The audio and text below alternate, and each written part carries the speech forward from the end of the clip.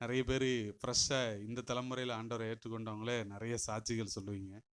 நாங்கள் வேற பிறந்ததுலேருந்தே கிறிஸ்தவங்க, சொல்லவா வேணும்? சாட்சிகள் சொல்லிக்கிட்டே இருக்கலாம். நான் அடிக்கடி நினப்பேன், எங்கள் வீட்டிலேருந்து சர்ச்சுக்கு வந்து 6 கிலோமீட்டர் நடந்து போகணும். நாங்கள் எங்கள் வீட்டில் 6 பிள்ளைகள், 5 ஆம்பளை பசங்க. எங்கள் அம்மா வந்து என்னை மட்டும் சர்ச்சுக்கு கூப்பிட்டு போவாங்க. எனக்கு அப்படி ஒரு கோபம் வரும், அப்படி ஒரு எரிச்சல் வரும். இத்தனை பேர் இருக்கையில் என்னை மட்டும் இழுத்துட்டு போகிறாங்களேன்னு. இதில் எங்கள் அம்மாட்ட ஒரு பெரிய கெட்டப்பழக்கம் இருந்தது. ஆரம்ப ஜெபம் பண்ணுறதுக்கு முன்னாடியே சர்ச்சுக்கு போயிடணுமா.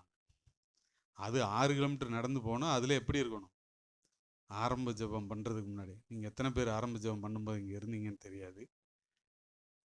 அப்படி வரணும்னு நான் எதிர்பார்க்குறேன். ஆண்டவரும் உங்கள்கிட்ட அதுதான் எதிர்பார்க்குறேன். ஆமாம், நீங்கள் வேலை பார்க்குற கம்பெனி, வேலை பார்க்குற இடத்துல ஒரு 5 நிமிஷம் லேட்டாச்சுன்னு சொல்லிலாம் சொல்ல முடியாது. சொன்னால் உங்களுக்கு ஆப்ஷன் போட்டுருவாங்க. நான் வேலை பார்த்த கம்பெனிலலாம் அன்றைக்கி ஆன் டியூட்டி ஆகாது, அது ஓட்டி ஆகிடும். இப்படிலாம் உங்களுக்கு எப்படின்னு தெரியாது. டைமுக்கு வரணும்னு நீங்கள் முயற்சி பண்ணுங்கள். அப்படி கஷ்டப்பட்டு போவேன். போயிடனோடனே சர்ச்சு வராண்டாவில் ஓரமாக படுத்து உறங்கிடுவேன். எங்கள் அம்மா வந்து ஜெபம் முடித்த பிறகு எழுப்பி விடுவாங்க. திரும்ப வருவேன். இப்படி போயிட்டு இருந்த என்னை தான் ஆண்டவர் வந்து ரட்சித்து அவருடைய ஊழியத்தை செய்யும்படி ஆண்டவர் இப்படி ஒரு வாய்ப்பு கொடுத்துருக்கிறார். அல்லேலூயா. ஒருவேளை இவ்வளோ வருஷம் நான் ஊழியத்தின் பாதையில் 25 ஆண்டுகள் ஆகுது. இந்த வருஷத்தில் தான் நான் அதிகமாக இப்படி மேடைகளிலும் கிறிஸ்தவர்கள் மத்தியிலையும் பிரசங்கம் பண்ணணும்னு முடிவு பண்ணியிருக்கேன். ஏன்னா கிறிஸ்தவங்களை பூரா திட்டணும்னு முடிவு பண்ணியிருக்கோம். ஆமாம், இதுக்கு முன்னாடி பல ஆயிரக்கணக்கான கிராமங்களில் ஊழியம் செஞ்சுருக்கேன். நான் வந்து 1, 2 அப்படின்னு கணக்கு எடுத்தேன்னா ஆயிரக்கணக்கான கிராமங்கள் இருக்கும். அதுக்காக நான் ஆண்டவரை துதிக்கிறேன். நீங்கள் இந்த ஆலயத்தில் ஆண்டவர் உங்களை அழைச்சிட்டு வந்திருக்கிறாரு. உங்களை கொண்டு வந்ததுக்கு ஒரு பெரிய நோக்கம் இருக்குது. நீங்கள் அப்படியே இருக்கக்கூடாது, வளரணும். ஆண்டவர் உங்கள்கிட்ட எதிர்பார்க்கறது வளர்ச்சி இருக்கும். இப்போ ஒரு குழந்தை பிறக்குது. அந்த குழந்தை பூமியில் வளர்கிறதுக்கு சில நியமங்கள் வச்சுருக்காங்க. 3 மாதத்தில் அதுக்கு தலை நேராக நிற்கணும். 8 மாதத்தில் 8 எடுத்து வைக்கணும் அப்படின்லாம் பழமொழி சொல்லுவாங்க. இப்போ எந்த பிள்ளையும் 8 மாதத்தில் நடக்கிறதில்ல. 10 மாதம் 12 மாதம் அதையும் தாண்டி சில மாதங்கள் கழித்து தான் நடக்கிறாங்க.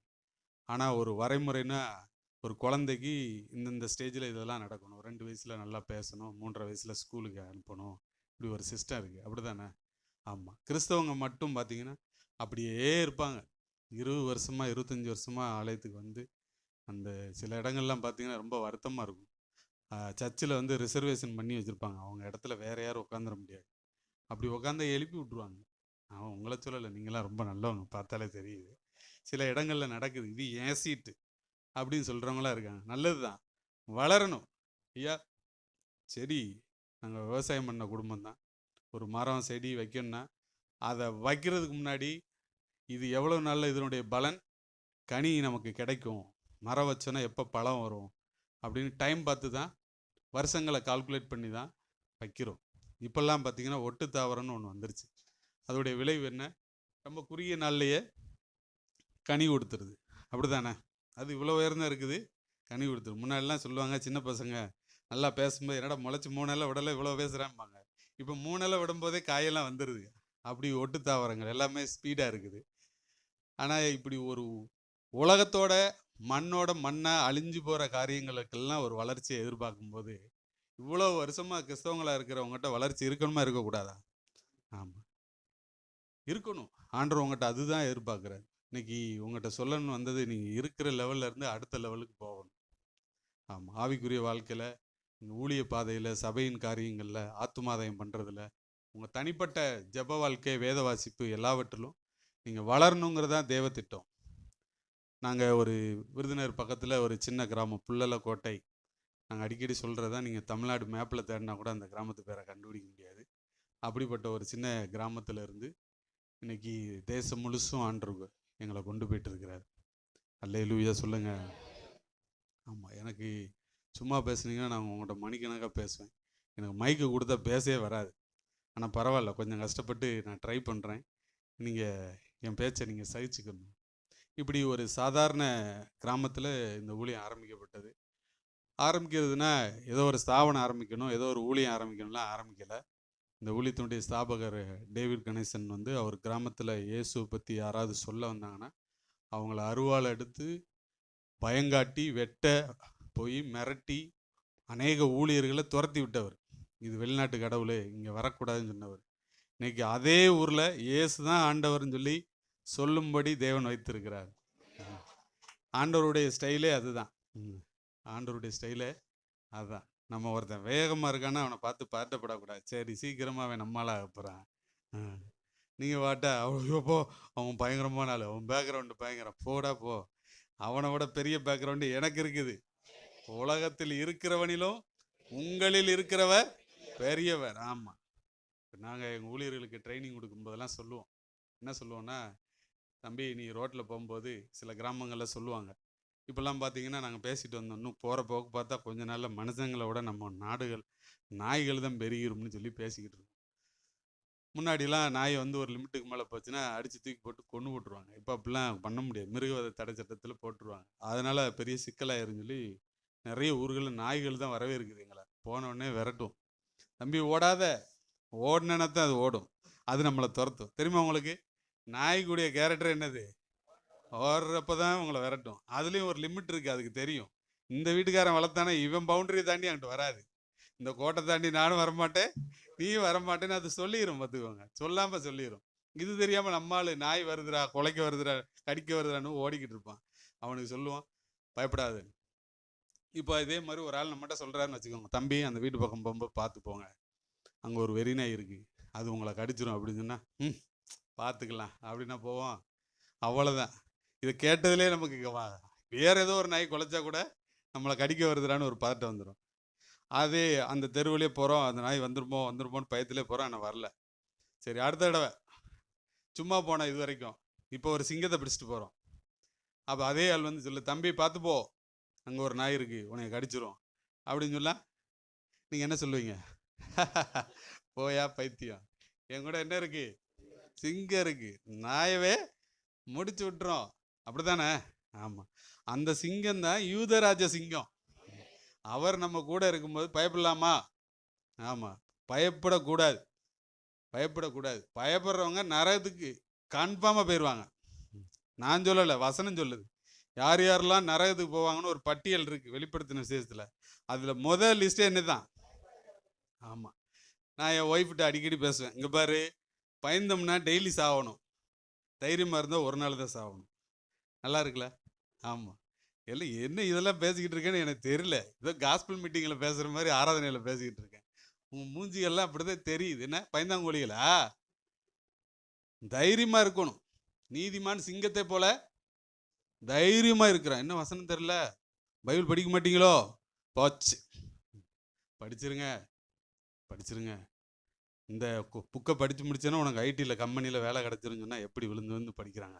சே, இதை படிச்சிங்கன்னா உங்களுக்கு வாழ்நாளெல்லாம் உங்களுக்கு உதவி செய்யும். இது சொத்து, இது வந்து சொத்து பத்திரம். என் தகப்பன் எனக்கு எழுதி கொடுத்த லவ் லெட்டர். ஆமாம், ஒரு பொம்பளை பிள்ளை ஹாயின்னு போட்டு ஒரு வாட்ஸ்அப்பில் ஒரு மெசேஜ் பண்ணால் எப்படி உற்சாகம் வருது? அதை விட உற்சாகம் ஆண்டவர் எழுதி கொடுத்த வார்த்தையை படிக்கும்போது இருக்கணும். நம்ம தேசத்திலேயே தமிழில் தான் முதல்ல பைபிள் அச்சிடப்பட்டதா சொல்கிறாங்க. இதை கேட்கும்போது நமக்கு ஒரு பெருமை வருது. அப்பா, இத்தனை மொழிகளில் நம்ம மொழி தான்டா தமிழில் பைபிள் வந்திருக்கு அப்படின்னு பெருமை பாராட்டுறதுக்கா? இல்லை. இந்தியாவில் இத்தனை கோடி ஜனங்கள் இருக்கும்போது ஏன் முதல்ல வேதாகமும் தமிழில் மொழிபெயர்க்கப்பட்டது? உலகத்தில் எத்தனையோ நாடுகள் இருக்கும்போது 12 சீசரில் ஒருவர் ஏன் இந்தியாவுக்கு வரணும்? தெரியுமா உங்களுக்கு? அவர் இங்கே தான் சென்னைக்கு வந்ததா சொல்கிறாங்க. நிஜம்தானா? ஓ தெரியுது பேர்லாம் அவங்களுக்கு. என்ன தோமா? நான் பாருங்க, சின்ன வயசில் இப்படி சர்ச்சில் சொல்லுவாங்க, எங்கேயா போனால் பிரசங்கத்தில் சொல்லுவாங்க, தோமான்னு ஒருத்தர் வந்தார், அவர் சென்னையில் தான் மரித்தார் அப்படின்னு சொல்லல. நான் மாட்ட சண்டே கிளாஸில் என் நாமத்தினால எதை கேட்டாலும் சொல்லுங்க, அதை நான் செய்வேன்னு சொன்னீங்களேன்னு குருட்டாம் போக்கில் போகிற போக்கில் ஏகப்பட்ட ஜெபம் பண்ணி வச்சுருக்கேன். அப்படி ஒரு ஜெபம், ஆண்டவரே தோமா இந்தியாவுக்கு வந்ததாக சொல்கிறாங்க, சென்னையில் அவர் மரித்ததாக சொல்கிறாங்க, அவர் மரித்த இடத்துல என்னமோ இருக்குன்னு சொல்கிறாங்க, அங்கே போய் பார்த்துடணும் அப்படின்னு ஆசைப்பட்டேன். இதெல்லாம் சின்ன பிள்ளைத்தனமான ஜெபம், அது எந்த காலமோ பண்ணது. ஒரு முறை நாங்கள் வந்து ஒரிசாவுக்கு போயிட்டு திரும்பி வரும்போது இங்கே சென்ட்ரலில் இறங்குறோம். இதில் ஒரு பியூட்டி என்னென்னா, திரும்பி விருதுநகர் பிறகு எங்களுக்கு ரூபா கிடையாது. சொல்லுங்க அல்லேலூயா. நாங்க எப்பவுமே ஆண்டவரை சோதிக்கிற ஆட்கள். எலியா வந்து வானத்துல இருந்து அக்கினி இறக்கணும்னு சொல்றாரு. இவன்லாம் காஞ்ச விறகுல பழிய வெட்டி போட்டு வா வா பாகாலே வா வான்னு கூப்பிட்டுக்கிட்டு இருக்கான். அது காலையில இருந்து சாயங்காலம் வரைக்கும் ஒன்னத்தையும் காணும். நம்மால் வந்தான் அந்த பலிபீடத்துல விறகுல என்ன பண்ணான், தண்ணியை ஊத்துனான். 2 படி விதை விதைக்கிற அளவுக்கு எவ்வளோ ஏரியால விதைக்க முடியுமோ அவ்வளோ பெரிய குழியை சுத்தி தோண்டிட்டு இந்த பலிபீடத்துல தண்ணியை ஊத்தி இந்த பலிபீடத்துல இருக்கிற பலி விறகு அத்தனையும் நனைஞ்சி சுத்தி இருக்கிற அந்த பள்ளமெல்லாம் தண்ணியா நிக்குது. இப்போ வந்து ஒரு சின்ன ஜெபம் பண்றான், வானத்துல இருந்து அக்கினி வருது. பச்சை விறகு அறியுமா காஞ்ச விறகு அறியுமா? நம்மால் பாருங்க காஞ்ச விறகுல தண்ணியை ஊத்தி ஆண்டவருக்கே கஷ்டத்தை கொடுக்க பார்க்குறான் பாருங்க. இப்படி ஏதாவது ட்ரை பண்ணி பாருங்க. சாத்தியமாகிறத ஜெபம் பண்ணி பெற்றுக்கொள்றதுல ஒரு பெரிய சாதனைலாம் ஒன்றும் இல்லைங்க. சாத்தியம் இல்லாததை பெற்றுக்கொண்டு ஜெபம் பண்ணி பெற்றுக்கொள்றதுல தான் சாதனையே இருக்கு. நீங்க அதுக்கு ட்ரை பண்ணுங்க. நாங்கெல்லாம் பாருங்க எப்பவுமே ரிஸ்க் எடுக்கிறதுல பழக்கம் இருக்கு. அப்போ அப்படி வந்தோம், ஒருத்தவங்களுக்கு ஃபோன் பண்ணோம். அவங்க சொன்னாங்க நாங்கள் வெளியில இருக்கோம், பக்கத்தில் நீங்கள் இருக்க இடத்துல கொஞ்சம் தூரத்தில் இந்த ஆதம்பாக்கன்னு ஒரு இடம் இருக்கு, அங்கே ஒரு சர்ச்சு ஒன்று இருக்கு, அந்த சர்ச்சில் நீங்கள் வெயிட் பண்ணுங்க, நான் வந்து உங்களை கூப்பிட்டுக்கிறேன்னாங்க. நாங்கள் இங்கேருந்து லோக்கல் ட்ரெயினில் போய் எதுக்கு வெயிட் பண்ணுவானேன்னு பார்த்தா அங்கே உள்ளே போனால் அந்த சர்ச்சு என்ன சர்ச்சு? ஆமாம், அங்கே ஒன்றும் பெருசாக இல்லை, 1/4 சைஸில் ஒரு 2 எலும்பு இருக்குது. ஆமாம், ஆராய்ச்சியில் வந்து இதுதான் தோமா எலும்புன்னு சொல்லிக்கிட்டு இருக்காங்க. என்னங்க நீங்களாம் பார்க்குற பார்வையை பார்த்தா எனக்கு என்னமோ டவுட்டாக இருக்குது. இப்படி ஒரு உண்மையை நான் வந்து திருநெல்வேலியிலேருந்து வந்து உங்களுக்கு சொல்லித்தர வேண்டியிருக்குன்னு அட மடையர்களே அப்படின்னு உங்களை பார்த்து கேட்க முடியுமா? ஆமாம், இவ்வளோ வரலாறே நிரூபிச்சிருக்கு, வரலாறே நிரூபிச்சிருக்கு, அது உண்மை. யாரு? தோமா இந்தியாவுக்கு வந்தார், சென்னையில் மறிச்சார். ஏன் வரணும்? ஏன் அவர் இங்கே வரணும்?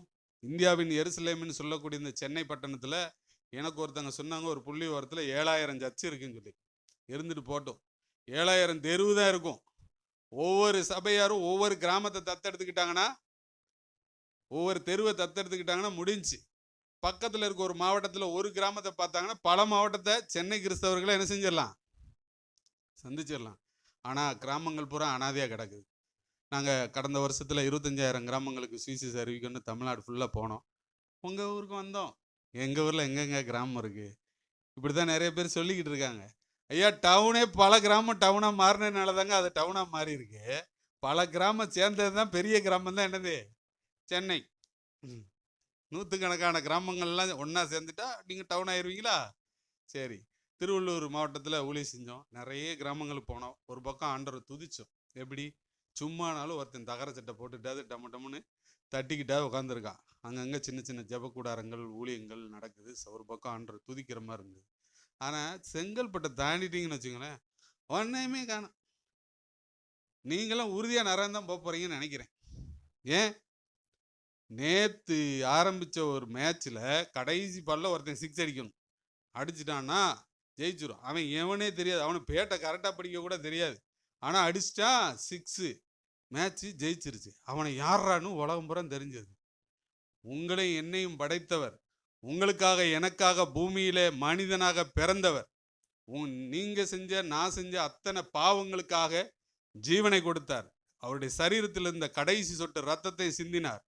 நமக்காக மரித்து 3ஆவது நாளில் உயிரோடு எழுந்த தேவன் இன்றைக்கும் நம் நடுவில் இருக்கிறார், நம்மோடு கூட இருக்கிறார். சத்தமா சொல்லுங்க அல்லேலூயா. இந்த உண்மை நமக்கு தெரியுது. அங்கே போய் கிராமங்களில் போய் கேட்டா, ஏசா ஓட்டு போடணுமா, எலெக்ஷன் இன்னும் வரலையே அதுக்குள்ளே வந்துட்டீங்க. எவ்வளோ ஒரு பெரிய பரிதாபம் பாருங்க. இதெல்லாம் எங்கன்னு நினைக்கிறீங்க? இங்கே சென்னையை சுற்றி தான். ஐயா, நியாயத்தீர்ப்பு நாளில் சோதங்குமார பட்டணத்தார் உங்களுக்கு விரோதமாக எழுந்து குற்றம் சுமத்துவார்கள்னு சொல்லி வேதத்தில் எழுதியிருக்கு. நான் சொல்கிறேன், உங்கள் பக்கத்து வீட்டுக்காரன், பக்கத்து தெருவுக்காரன், உங்கள் ஏரியாக்காரன் நியாயத்தீர்ப்பு நாளில் விடமாட்டான். இவன் ஞாயிற்றுக்கிழமை பூரா சர்ச்சுக்கு போயிருக்கா, ஒரு நாள் கூட எங்கள் சர்ச்சுக்கு வாங்கன்னு கூப்பிடவே இல்லை. இவனை விட்டுறாதீங்கன்னு உங்களுக்கு சொல்ல, உங்களுக்கு விரோதமாக வந்து நின்ற போகிறான். ஆமாம், நீங்கள் எத்தனை பேர் இன்னைக்கு சர்ச்சுக்கு போகிறோம் வாங்கன்னு கூப்பிட்டீங்க? நீங்கள் கூப்பிடுவீங்களா? நீங்கள் பெரிய இல்லை. இந்த ஒருத்தன் பார்த்தீங்கன்னா கிராமத்தில் ஊழியத்துக்கு போகும்போது அப்படி குவார்டர் பாட்டில் அடித்து இப்படி தட்டி வச்சானே பாருங்கள், வெளியூருக்காரன் தான், நமக்கு தெரியாதுலடா அப்படின்னு எவனும் போக மாட்டான். இந்த பாட்டில் பார்த்தோன்னே மாப்பிள்ள வணக்கம் அப்படிமா. எப்படி இந்த குடியார பைய ஊரா ஒன்று சேர்ந்துடுறான். வானத்தையும் பூமியும் படைச்ச கடவுளுடைய பிள்ளைகள் ஒன்றா இருக்க மாட்டாங்க. ரொம்ப கஷ்டம். நான் திருநெல்வேலியில் இருக்கேன். எல்லாரும் தெருக்கு தெரு ஊழியங்கள் சபைகள். ஆனால் ஒருத்தர் கூட பேச மாட்டாங்க. எதுக்கு என்னன்னு எனக்கும் தெரில. நான் சீக்கிரமாக எனக்கு டிரான்ஸ்ஃபர் தாங்கன்னு கேட்டுக்கிட்டு இருக்கேன். எனக்கு அந்த ஊரில் ஊழியத்துக்காக போயிருக்கோம். ஏன் எல்லாம் நல்லவங்க தான், கிறிஸ்தவங்க பூரா நல்லவங்க. வேறு சபைக்காரங்க கூட சேர மாட்டாங்க, பேச மாட்டாங்க. வேறு ஊழியக்காரரை பார்த்தாலே பேச மாட்டாங்க. என்னன்னு எனக்கும் புரியல. ஒன்று மட்டும் நல்லா புரியுது. 2 பேர் ஒருமனப்பட்டு ஜெபித்தால் அவங்க ஜெபம் பண்ணுற அத்தனை காரியத்துக்கும் பதில் தருவேன்னு ஆண்டவர் சொல்லியிருக்கார். அப்போ பிசாசு என்ன பண்ணுறான்? நீங்கள் ஒருமனப்பட்டாத்தனடா நான் உங்களை எப்படி பிரிக்கிறேன் பாரு. நீட்டாக நம்மளை பிரித்து வச்சிருக்கிறான். அன்பான தேவ பிள்ளைகளை பிசாசை ஜெயிக்க வச்சுறாங்க. ஆண்டவரை ஜெயிக்க வைக்கணும். நம்ம ஆண்டவரை ஜெயிக்க வைக்கணும். ஆண்டவர் யாருன்னு தெரியாத கோடிக்கணக்கான ஜனங்கள் நம்முடைய தேசத்தில் வாழ்கிறாங்க. அவங்களுக்காக ஆண்டோடைய நாமத்தை அறிவிக்கிறதுக்கு நாங்கள் பிரயாசப்படுறோம். எங்களுக்காக ஜெபிங்க. இன்னும் நிறைய செய்யணும்னு நினைக்கிறோம். ஆண்டவர் வருகை தாமதிக்கும்னா நாங்கள் 1,00,000 கிராமத்தில் ஊழியம் செய்யணும்னு ஜெபம் பண்ணிக்கிட்டு இருக்கிறோம். 1,00,000 கிராமத்திலையும் ஊழியம் செஞ்சு ஒரு கிராமத்துக்கு 2 பேரை ஊழியக்காரன் ஆக்கணும் அப்படின்னு ஜெபம் பண்ணிக்கிட்டு இருக்கோம். அப்போ எத்தனை லட்சம் பேர்? என்ன உங்கள் கணக்கு வீக்காக இருக்கீங்களா? 2 லட்சம் பேர். அந்த 2 லட்சம் பேரில் ஒருத்தர் அவங்க ஊர்லேயே ஊழியம் செஞ்சுவார். அப்போ எத்தனை லட்சம் கிராமம்? 1 லட்சம் தாங்க. இன்னொருத்தர் பக்கத்தில் இருக்கிற 5 கிராமத்துக்கு ஊழியத்துக்கு போவார். அப்போ எத்தனை லட்சம் சொல்லுங்க? 6 லட்சம். அண்ணனுக்கு கணக்கு கரெக்டாக வருது. அல்லேலூயா. மீதி இருக்கிற அத்தனை ஊழியர்கள் எல்லாம் சேர்ந்து மீதி உள்ள 1 லட்சம் கிராமத்தை சந்திக்கட்டும். நாங்கள் மட்டும் 6 லட்சம் கிராமத்தில் ஊழியம் செய்யணும்னு ஜெபம் பண்ணிக்கிட்டு இருக்கிறோம். அல்லேலூயா. இப்படிலாம் உங்களுக்கு ஆசை வராது என்ன? இப்படிலாம் ஆசை வராது. காடு வேணும், வீடு வேணும், ரோடு வேணும், இப்படிதான். என்ன ரோடு வேணும் கூட ஒழுங்காக ஜெபம் பண்ணியிருப்பீங்களான்னு தெரில. எங்கே பார்த்தாலும் தோண்டி போட்டிருக்காங்க உங்கள் ஊரில். நான்லாம் அப்படி ஜெபம் பண்ணேன். நான் போயிட்டேன்னா அந்த ஏரியாவில் ரோடு போட்டுருவாங்க. சொல்லுங்க அல்லேலூயா. நான் அப்படி ஊழியத்துக்கு எந்தெந்த மாவட்டங்களுக்கெல்லாம் போனனோ, நான் 20 வருஷம் 25 வருஷம் முன்னாடி போகும்போது சிங்கிள் ரோடு கூட எல்லா ஊர்லெல்லாம் பெரிய பெரிய பைபாஸ் வந்திருக்கு. யார்? இந்த கவர்மெண்ட்டாக போட்டாங்க. நான் எங்கள் அப்பாட்ட பெட்டிஷன் போட்டேன் அந்த காலத்திலேயே. என்ன ஆண்டவரே, உங்கள் பிள்ளை நான் வர்றேன், ரோடு இல்லை, இந்த கிராமத்துக்கு பிறகு எவன் ஊழியத்துக்கு வருவான், நான் வர்றேன், எனக்காக ரோடு போடுங்கன்னு சொல்லி ஜெபம் பண்ணியிருக்கேன். நல்லா இருக்குல்ல? இப்படிலாம் நீங்கள் ஜெபம் பண்ணுங்க. இப்படிலாம் ஜெபம் பண்ணணும்னு தெரியுமா உங்களுக்கு? ஜெபம் பண்ணணும். சரி, வருவோம். நான் ரொம்ப பேசுகிறேன்னு நினைக்கிறேன். எங்கள் ஊழியத்தில் ஒரு நிறைய திட்டங்கள் இருக்குது. அதில் ஒன்று பசித்தோருக்கு உணவளிக்கணும். அது என்ன ஆண்டவர் சொன்னார்? நான் பசியாக இருந்தேன், நீங்கள் என்னைய பார்க்க எனக்கு ஆகாரம் கொடுத்தீங்க அப்படின்னு சொல்கிறார். ஐயோ, ஒரு கூட்டம் நாங்கள் இப்போ உங்களுக்கு சாப்பாடு கொடுத்தோங்கிறாங்க. இந்த சிறியரில் ஒருவனுக்கு எதை செஞ்சீங்களோ அதை எனக்கு செஞ்சீங்கடான்ட்டார். அதனால் நாங்கள் ஜெபிக்கிறோம். ஆண்டவரே, நாங்கள் இருக்கிற இடத்த சுற்றி யாரும் பசியாக இருந்துடக்கூடாது அப்படின்னு சொல்லி ஒவ்வொரு ஊழியர்களும் அவங்கவுங்களுக்கு நியமிக்கப்பட்ட பகுதியில் அந்த முடிஞ்ச அளவுக்கு அவங்களுக்கு எவ்வளோ பொருளாதாரம் இருக்கோ அதை கணக்கு பண்ணி அவங்க சாப்பாடு கொடுக்குறாங்க. நாங்கள் என்ன பண்ணுறோம்? திருநெல்வேலியில் இருக்கிற பிச்சைக்காரங்க பணக்கார பிச்சைக்காரர்கள். அது என்னங்க அப்படி சொல்கிறாங்கிறீங்களா? நாங்கள் ஒரு பார்சல் கொடுத்து அவனுக்கு ஒரு மினரல் வாட்டர் கேனும் கொடுக்குறோம். கைதட்டி அல்லையா சொல்லுங்க. ஆமாம், அவன் பிச்சைக்காரன் இல்லை, அவன் பரலோகத்தில் நமக்கு முன்னாடி அவன் ஐஸ்வர்யவானாக இருந்தால் யாருக்கு தெரியும்? ஆமாம், விசுவாசத்தில் பிச்சைக்காரனாக இருக்கக்கூடாதுன்னு பைபிள் சொல்லுது. நம்ம விசுவாசத்தில் ஐஸ்வர்யவான்களாக இருக்கும். அப்போது ஒரு நாளைக்கு மாதம் ஒரு நாள் ஒரு 50லேருந்து 70 பேருக்கு சாப்பாடு அந்த சிட்டியில் இருக்கிற அத்தனை பிச்சைக்காரர்களும் தேடி பார்த்து சாப்பாடு கொடுக்குறோம். இதே உங்களுக்கு சொல்கிறேன், நீங்களும் ட்ரை பண்ணலைங்க, நீங்களும் செய்யுங்க. உங்களால் முடியும், முடியும். இயேசுவை நம்பு அப்படின்னு சொல்லிட்டு அவன் கையில் பார்சலில் கொடுத்துட்டு வாங்க. முடியும், முடியும். இதைத்தான் ஆண்டவர் உங்கள்கிட்ட எதிர்பார்க்குறேன். சபைக்கும் இன்னைக்கு இருக்கிற உலகத்துக்கும் தொடர்பு இல்லாமல் போயிடுச்சு. நீங்கள் புறஜாதிகளோட பழகினாலே பாவம்னு நினச்சி நிறைய பேர் பழக மாட்டாங்க. ஆனால் நம்ம வேலை பார்க்குற இடத்துல ஃபுல்லாக புறஜாதிகள் தான் இருக்காங்க. அங்கே நீங்கள் கிறிஸ்தவனாக வாழ்ந்தீங்கன்னா போதும், அவங்க எல்லாரும் மனம் திரும்பிடுவாங்க. அல்லேலூயா. இப்படி ஒரு பிரயாசப்படுறோம் மாதம் ஒரு நாள். அது போக எங்கள் ஊழியர்கள் டெய்லி அவங்க திராணிக்கு தகுந்த மாதிரி 2 பார்சல் கொண்டு போய் போகிற வழியில் கொடுத்துட்டு போயிடுவாங்க. இப்படி அவங்கவுங்க என்னென்ன செய்ய முடியுமோ அதை ஒரு பெரிய ஊழியமாக செஞ்சிட்ருக்காங்க. பசித்தோருக்கு உணவளிக்கணும் அப்படின்னு ஆண்டவர் அப்படி ஒரு திட்டத்தை கொடுத்துருக்குறேன். ஆக்சுவலி இந்த ஊழியத்துடைய பிரதான நோக்கமே கிராமங்களில் சந்திக்கணும். இப்போ கிராமங்களுக்கு போகும்போது பார்த்தீங்கன்னா, நம்ம கைப்பிரதி ஊழியம் கொடுத்தோன்னா ஒரு கூட்ட ஜனங்கள் வருவாங்க. அது யார் வருவான்னா, மெயினாக சிறு பிள்ளைகள் தான் வருவாங்க. சிறு பிள்ளைகளுக்கு நம்ம அவங்கள வர வச்சு வந்துட்டாங்க, வந்தவங்கள உட்கார வச்சு ஒரு பாட்டு சொல்லி கதை சொல்லி கொடுக்கும்போது அந்த ஊரில் பிரச்சனை இல்லைன்னா யாரும் அப்போ சொல்லி கொடுக்கும்போதே விசாரிக்க மாட்டாங்க, போய்கிட்டே இருப்பாங்க. அப்போ பிரச்சனை இருக்குன்னா விட்டுற வேண்டியதான். இல்லாத ஊர்னா தொடர்ந்து அந்த ஊர்களில் ஊழியத்தை செய்கிறோம். இப்படி ஊழியங்கள் செய்ய ஆரம்பித்து இப்போ சாதாரண ஒரு வாலிபர் முகாம் வச்சா எவ்வளோ பேர் வருவாங்க? எவ்வளோ பேர் வந்திருக்காங்க? நீங்கள் பார்த்த வாலிபர் கூட்டத்தில் மேக்சிமம் எவ்வளோ க்ரௌட் வந்திருப்பாங்க? ஒரு கால்குலேட் பண்ணிக்கோங்க. லாஸ்ட் இயரு திருச்சியில் நாங்கள் வச்ச வாலிபர் முகாமில் 80,000 பேர் வந்திருந்தாங்க. கைகளை தட்டி ஆண்டவரை ஸ்தோத்திரம் பண்ணி. ஆனால் நாங்கள் எப்படி ஃபீல் பண்ணுறோன்னா உலகத்திலே வாலிபர்கள் நிறைந்த தேசம் இந்தியா. ஏன்னா உலகத்திலே மக்கள் தொகை அதிகம் கொண்ட தேசம் நம்ம நாடு. இதில் வாலிபர்கள் அதிகம் இருக்கிறதில்ல. ஆண்டவரே எங்களுக்கு விசுவாசம் கம்மி, நாங்கள் வெறும் 1 லட்சம் தான் கேட்குறோம், எங்கள் விசுவாசம் பெருகும்படி எங்களுக்கு உதவி செய்யணும்னு நாங்கள் ஜெபம் பண்ணிகிட்டு இருக்கோம். நல்லா இருக்குல்ல? நல்லா இல்லையா? ஆமாம். இந்த வருஷம் ஆகஸ்ட் 15ஆம் தேதி திருச்சியில் வைக்க போகிறோம். 1,25,000 வாலிபர்கள் வேணும்னு ஜெபம் பண்ணுறோம். அல்லேலூயா. காசா பணமா? கேட்குறத பெருசாக கேட்போம். இதில் எனக்கு என்ன கிடைக்க போகுது? அவருடைய ராஜ்யம் கட்டப்படணும். இந்த ஜனவரி 25ஆம் தேதி வேலூரில் ஒரு வாலிபர் முகாம் வச்சோம். ஈரோடில் பிப்ரவரி 16 வச்சோம். இந்த மே 1ஆம் தேதி மதுரையில் நடக்க போகுது. ஜூன் 1ஆம் தேதி தஞ்சாவூரில் பண்ண போகிறோம். ஜூலையில் தூத்துக்குடி மாவட்டம் சாத்தாங்குளம் பகுதியில் பண்ண போகிறோம். ஆகஸ்ட் 15 திரும்பவும் இந்த வருஷத்தில் திருச்சியில் பண்ண போகிறோம். இந்த வருஷத்தில் மட்டும் பல லட்சம் வாலிபர்களை சந்திச்சே ஆகணும்னு சொல்லி ஓடிக்கிட்டே இருக்கிறோம். எங்களுக்காக நீங்கள் ஜெபிக்கும்படி உங்களை தாழ்மையாக கேட்குறேன். உங்கள் திருச்சபையும் வளரணும். ஆமாம், ஒரு சில ஆராதனைகள் நடக்குது, இதெல்லாம் பத்தாது. நாங்கள் எல்லாருக்கும் சொல்கிறது தான், காலையில் 5 மணிக்கு ஸ்டார்ட் ஆச்சுன்னா நைட்டு 10 மணி வரைக்கும் ஆராதனை நடக்கணும். நடக்குமா? நடக்காதா? நடக்கும். ஆள் தான் வரணுங்கிறீங்களா? நீங்கள் தான் கூப்பிட்டு வரணும். நீங்கள் போய் ஒரு ஆளை எங்கள் சர்ச்சுக்கு வந்து பாருன்னு நீங்கள் இன்னைக்கு போய் ட்ரை பண்ணுங்கள். இல்லை அடுத்த வாரம் ஒரு ஆளை கூப்பிட்டு வரணும்னு முடிவு பண்ணிட்டீங்கன்னா இந்த வாரம் ஃபுல்லாக அவங்களோட டைம் ஸ்பெண்ட் பண்ணுங்கள். அவங்கள ஃப்ரெண்ட் ஆக்குங்க. ஒரு நாள் வந்து பாருன்னு சொல்லி கூப்பிட்டுவாங்க. வாங்கன்னு சொல்லி கூப்பிட்டா பல கோடி ஜனங்கள் உலகத்தில் இருக்கிற அத்தனை திருச்சபைகளுக்கும் வர்றதுக்கு ஆயத்தமாக இருக்கிறாங்க. ஆனால் கிறிஸ்தவங்க வாயை திறக்கிறதே இல்லை. நீங்கள் என்னைக்காவது யோசிச்சிருக்கீங்களா? இவ்வளோ கோடி ஜனங்கள் இருக்குல்ல, நீங்கள் மட்டும் எதுக்குங்க இங்கே இன்னைக்கு ஆலயத்துக்கு வந்தீங்கன்னு யோசிச்சிருக்கீங்களா? என்ன காரணம் இருக்குது? ஆண்டவர் உங்களுக்கு நன்மை செய்யாமல் யாரும் இன்னைக்கு வந்திருக்க மாட்டீங்க. இதுக்கு முன்னாடியாவது நன்மை செஞ்சிருப்பார். இல்லைன்னா நீங்கள் இங்கே வர வாய்ப்பே இல்லை. அப்போ ஆண்டவர் ஏற்கனவே செஞ்ச நன்மைகளை வாயை திறந்து சொல்ல வேண்டியதானே? சொல்லுங்க. மக்கள் அவ்வளோ தேவையோடு, வேதனையோடு, பாடுகளோடு இந்த உலகத்தில் வாழ்ந்துட்டு இருக்கிறாங்க. நாம மட்டும் நல்லா இருந்தால் போதுன்னு சுயநல கிறிஸ்தவங்களா இருக்காதீங்க. மாறுங்க. ஆண்டவர் உங்க இடத்துல எதிர்பார்க்கறது மிகப்பெரிய மாற்றத்தை தான் எதிர்பார்க்குறாரு. அல்லேலூயா.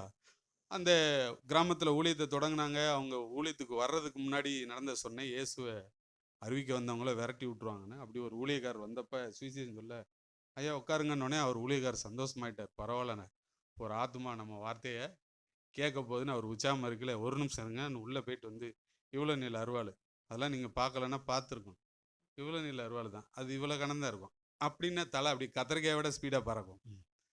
அந்த அருவாளை கொண்டு வந்து அப்படியே அந்த ஊழியக்காரர் பக்கத்தில் வச்சுட்டு, ஐயா இப்போ சொல்லுங்க அப்படின்னு சொன்னா பேசிடுவீங்களா? பேச வருமா? எனக்கு சும்மாவே உங்களை பார்த்தா இதுவே ரொம்ப பேசுகிறானே, முறைக்கிற மாதிரியே தெரியுது எனக்கு.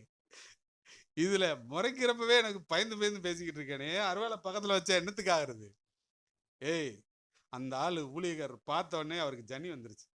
பயப்படாத, உன்னைய ஒன்றும் செய்ய போகிறதில்ல, இனிமே எங்கள் ஊருக்கு வந்த கொன்னே விடுவேன் அப்படின்னு சொல்லி அனுப்பி விட்ருக்காரு. இப்படிப்பட்ட ஆளுக்கு அவருடைய சரீரத்தில் ஒரு சின்ன வித்தியாசம் தெரிஞ்சிருக்கு. அது நாளுக்கு நாள் பலவீனமாயிருச்சு. ரொம்ப முடியல, நடக்க முடியல, பேச முடியல, பேசினா மூச்சு வாங்குது, ஏதோ கஷ்டம் இருக்குன்னு சொல்லி ஹாஸ்பிட்டல் போனால் ஃபுல் ஸ்கேன் பண்ணி ரிப்போர்ட் பண்ணதில் அவங்க கண்டுபிடிச்சது என்னென்னா, அவங்க ஹார்ட்டில் ஓட்டை இருக்குது, நீ அதிகபட்சம் 6 மாதத்தில் செத்து போயிடுவேன்னு சொல்லிட்டாங்க. நீ உயிர் வாழ்கிறது 6 மாதம்தான்.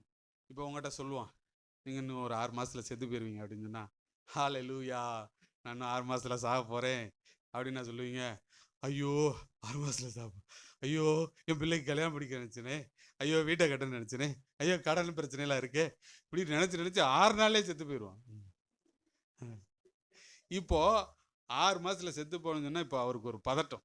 அப்போது எல்லா சாமியும் கும்பிட்டுற வேண்டியதாண்டா, ஏதாவது ஒரு சாமி நமக்கு கை கொடுத்துட முடியாது சொல்லி விருதுநெல்லில் இருக்கிற அத்தனை கோயிலையும் சுற்றி பார்த்து ஒன்றுமே நடக்கலை. கடைசியாக அவருக்கு ஞாபகம் வந்திருக்கு, இந்த கிறிஸ்தவங்களை ஓட விட்டுருக்கோம், அவங்க வர்ற நேரம் பூரா ஏசு அது செய்கிறாரு இது செய்கிறாருன்னு ஏதாவது சொல்லுவாங்க. நம்ம என்னதான் நடக்குன்னு பார்ப்போம்னு சொல்லி ஒரு சர்ச்சுக்கு போயிருக்காரு. சர்ச்சுக்கு போனால் இன்னைக்கு புதுசாக ஒரு புறஜாதி வந்தாங்கன்னா நம்ம பாட்டு பாடினெல்லாம் அவங்களுக்கு புரிஞ்சிருக்குமா தெரில. அது நடத்தினவங்ககிட்ட தான் கேட்கணும். அவருக்கு புரியலன்னு சொல்லுவார், புரியலன்னு சொல்லுவார். ஆனால் ஒன்று மட்டும் செஞ்சுருக்காரு. என்னது? ஜெபம் நடக்கும்போது, இயேசுவே நீ தான் கடவுள்னா நான் உயிர் வாழ ஆசைப்படுறேன், எனக்கு ஏதாவது செய் அப்படின்னு இருக்கார். நல்லா இருக்குல்ல? இப்படிலாம் நீங்கள் ஜெபம் பண்ணியிருக்க மாட்டீங்கன்னு. ஒரு வாரம் ஒரு சின்ன மாற்றம். அடுத்த வாரம் இன்னும் எப்படா ஞாயிற்றுக்கிழமை வரும் வரும் வரும்னு சந்தோஷமா அடுத்த வாரம் சர்ச்சுக்கு போயிருக்காரு. இன்னும் கொஞ்சம் முன்னேற்றம் தெரிஞ்சது. 4 வாரம் சர்ச்சுக்கு போயிருக்காரு. சரீரத்தில் இருக்கிற அந்த பழைய பலவீனம் ஒன்று கூட இல்லை. ஒன்று கூட இல்லைன்னு நாமளா சொல்லக்கூடாதுல்ல. நம்ம எப்பவுமே தோமா சந்ததி இல்லை, எதுக்கு எடுத்தாலும் சந்தேகப்படுறவங்கல்ல. நம்ம எதையுமே நம்ப மாட்டோம்.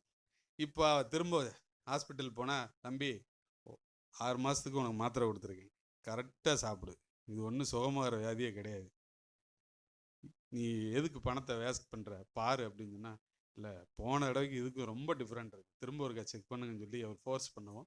டாக்டர் எல்லா டெஸ்ட்டும் திரும்ப எடுத்து முதல் ரிப்போர்ட்டு 2வது ரிப்போர்ட்டையும் வச்சுட்டு இப்படியே பார்த்துருக்காரு. இப்போ பக்கு பக்குன்னு இருக்கு. இந்த எலெக்ஷன் இது எக்ஸாம் ரிசல்ட் வரப்போகுதுன்னா ஒரு பதட்டம் இருக்கும் பாருங்க. ஆமாம், அது மாதிரி இருக்கு. என்ன சார் என்ன சார்? இல்லைப்பா, முதல் ரிப்போர்ட்டில் உனக்கு ஹார்ட்டில் ஓட்டை இருந்துச்சு, நான் தான் உனக்கு மருந்து கொடுத்தேன், இதில் ஒன்றுமே இல்லை.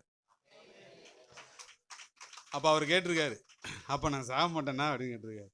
நிச்சயமாக சாக மாட்டேன்னு அவர் இதை நான் சொல்கிறத விட அவர் சொன்ன இன்னும் எக்ஸ்பிரஷன் நல்லாயிருக்கும்.